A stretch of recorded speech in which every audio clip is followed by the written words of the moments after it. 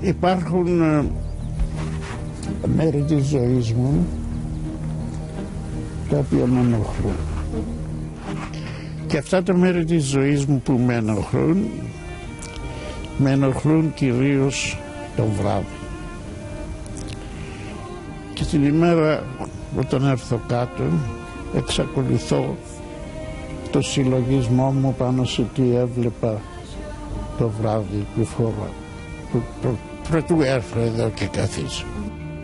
Είναι πράγματα τα οποία σας κάνουν και σας κρατάνε ξύπνιο κάποιες φορές, αυτά τα πράγματα της ζωής σας που μας λέτε? Ναι, είναι πράγματα από το 1942 μέχρι σήμερα που με βασανίζουν.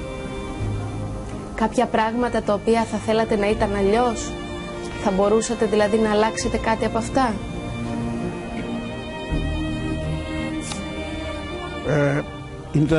Θα ήταν σχεδόν αδύνατο να τα αλλάξω. Δεν τα έκανα εθελουσίως, αλλά τα έκανα στην εκτέλεση καθήκοντος.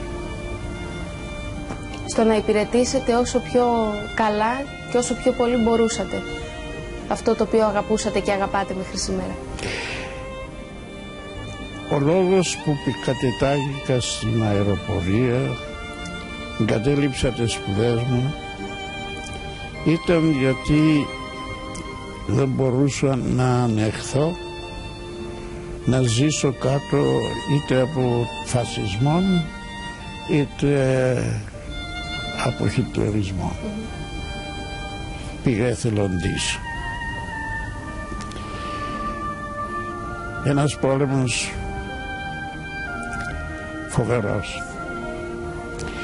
Για να καταλάβετε το τι συνέβαινε, έζησα αυτή τη ζωή να βλέπω ανθρώπους που ήξερα και την άλλη μέρα ήταν μικροί. Την έζησα και δεν με ενόχλησε, γιατί ήμουν και εγώ από εκείνους που σήμερα ζω, αύριο μπορεί να μην ζω. Όμως όταν με κατέριψα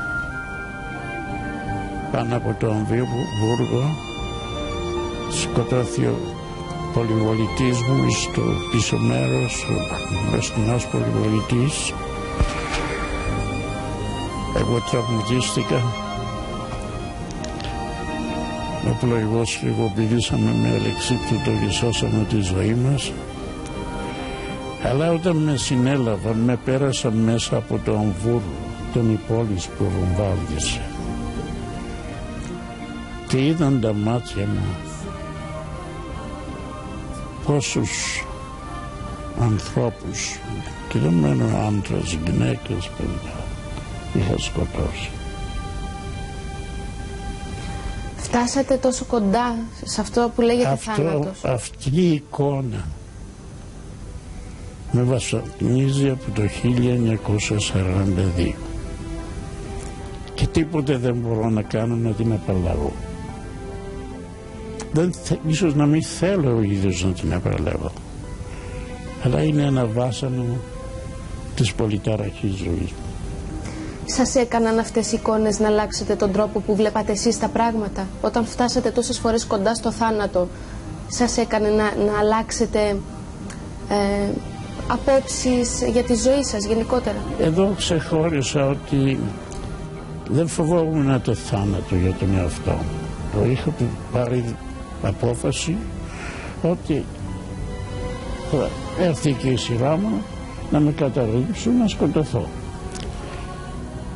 Εκείνο όμως το οποίο δεν έβλεπα, διότι ήμουν από ψηλά, ήταν το πόσο σκότωνα την κάθε φορά που πατούσα το κουμπί και έφευγε μια βόμβα.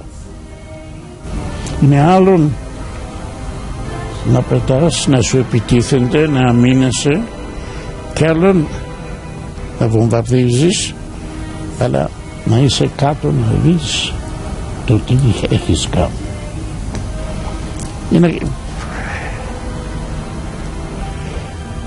κάτι που